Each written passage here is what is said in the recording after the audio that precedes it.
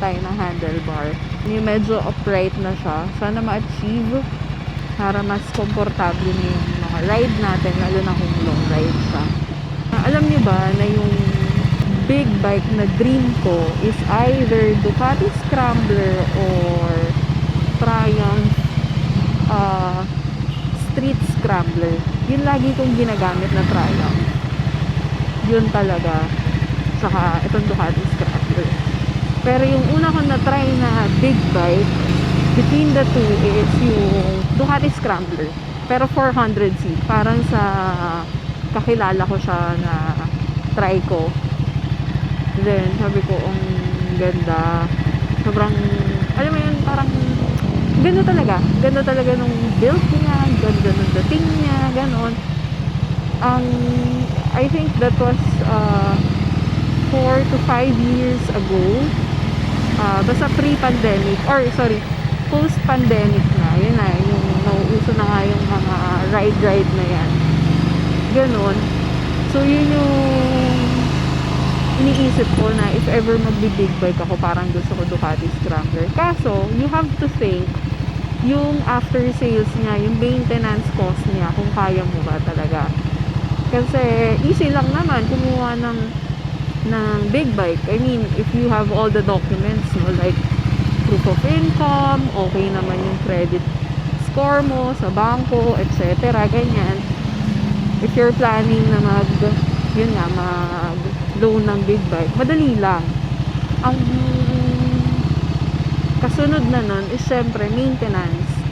Kaya mo ba yung PMS niyan? 'Di ba?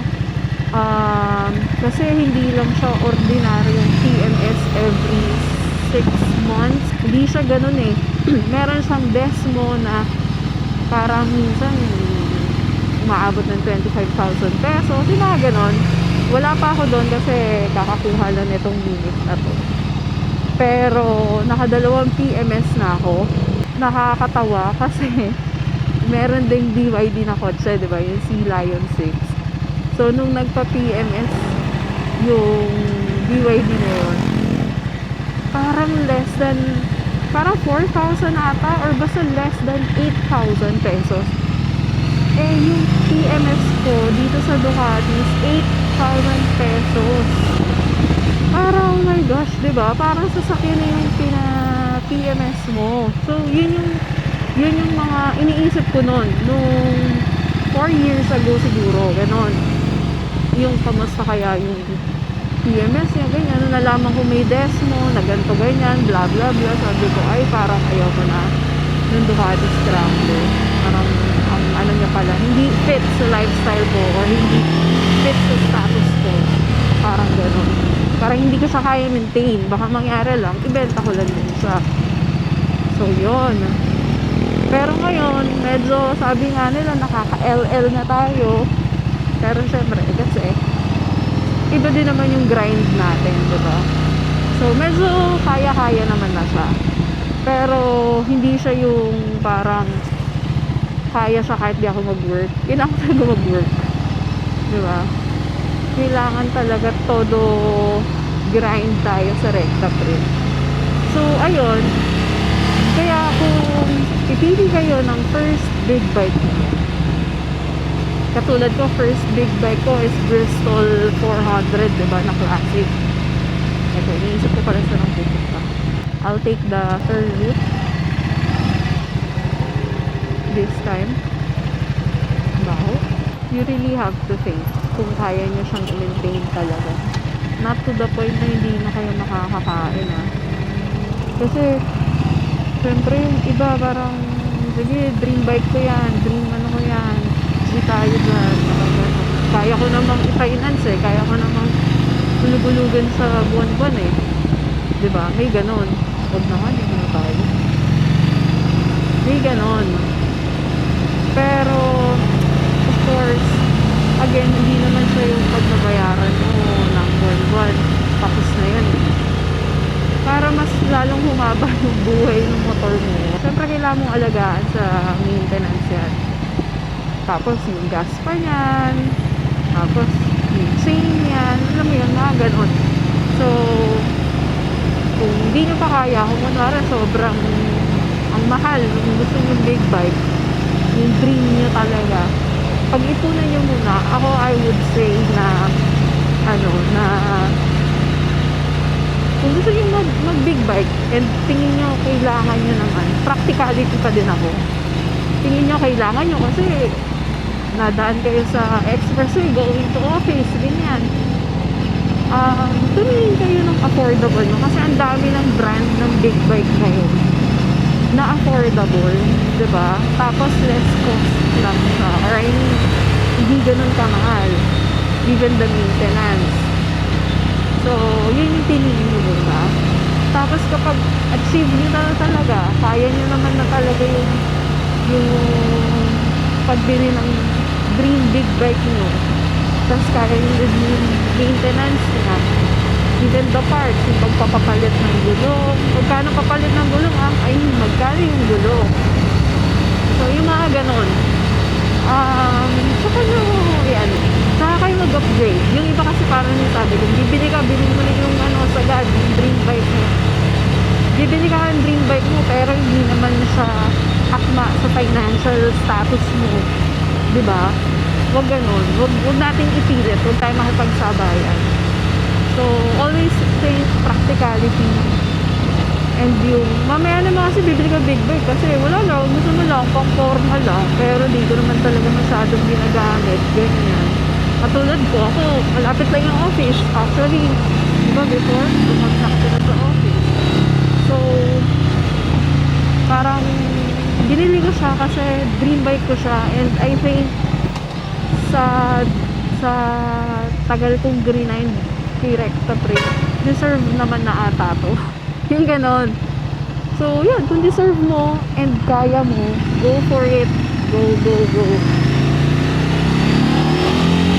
Make sure lang na, kasi commitment to eh. Make sure lang nakakayanin mo talaga. So, yun, ganun lang. Yun lang ako mag-isip. Logical talaga and practical talaga. Kaya si Dos yung binili ko nun kasi may mga nakakasama akong big bike, ganyan. Tapos nag-ride kami or nag-ride kasi sila sa expressway, dumadaan. So gusto ko rin maka-join sa kanila kasi mga naging acquaintance ko na din naman sila. And magagamit ko din naman siya sa office dun kasi may corporate job pa ako. So okay sa daily commute or daily transport. So, ganun. Kaya bumili ako ng big bike ko.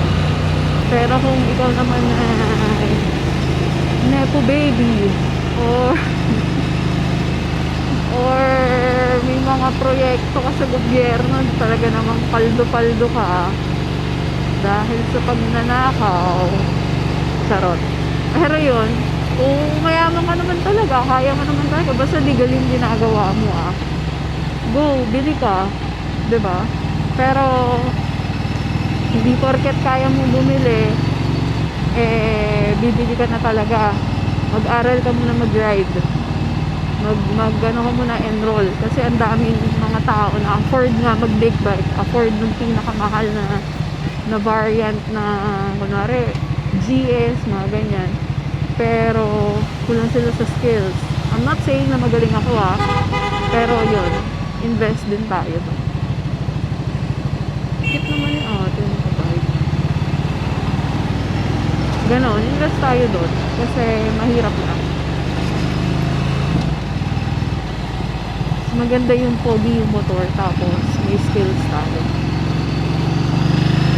Napito tayo sa MPH. Ano hindi ako lumagpas.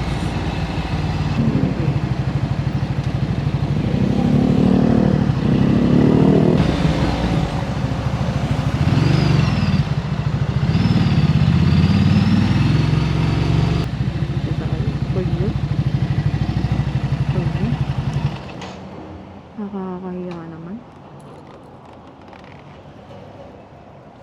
Aray. Ako po yung nag-inquire sa Facebook na magpapapalit ng handlebar. Dito po sa kanila. Paper. Oh. Pero MPH naman, 'di ba? Paano sa kabila? Doon ako pupunta? Doon ka po mag-inquire. Okay. Tapos dito naman i-install. Yes po. Okay lang nandito yung bike? Dito ko na lang lagay? Apo, dyan na lang po. Sige po.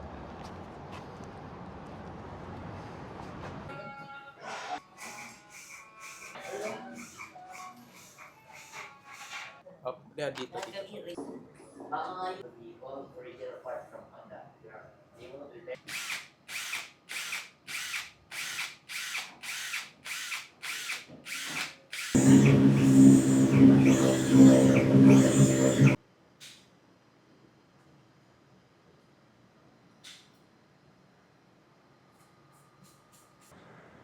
Pogi.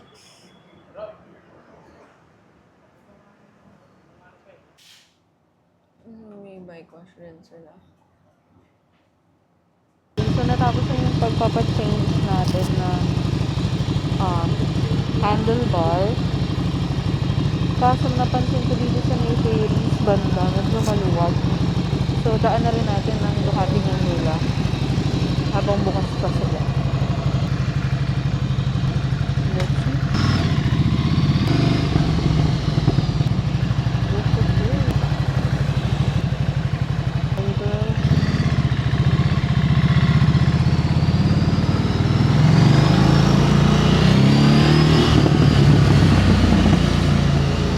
Wow! Ang tangkad ng motor.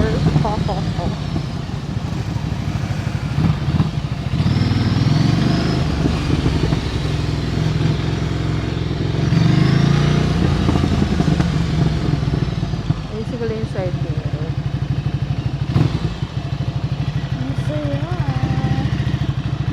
Parang lumalim yung brakes ko.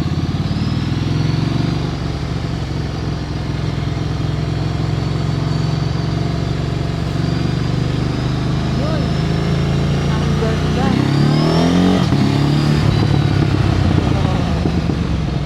Ang saya. Ganda.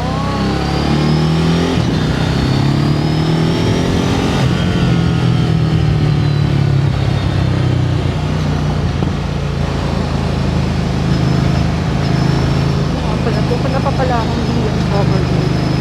Kasi mag-aatid ako na yung boys.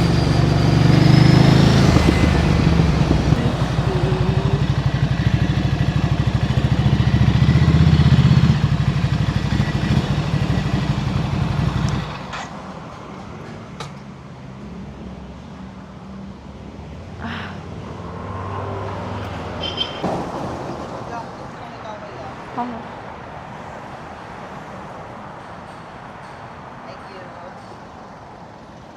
Let's go na. So, next stop, BMW.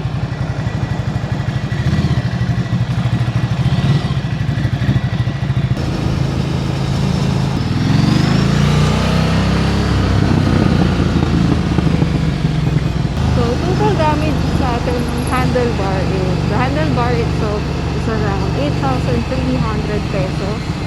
So, Rizoma, yung kinabit na handlebar sa atin, 29 mm. Then, installation fee is nasa 1,500 pesos. And then, the bike wash nila is nasa 500 pesos. Total of 10,300 pesos. So, again, kung hindi pa natin kaya, yung talagang maintenance and long term, huwag natin sabayan yung mga nakikita lang natin. Huwag natin sabayan yung mga tropa natin. Yan mo, i-match mo sa kaya ng buhay. Sana may natutunan kayo. Okay, basta don't get broke, okay? Always ride safe and God bless.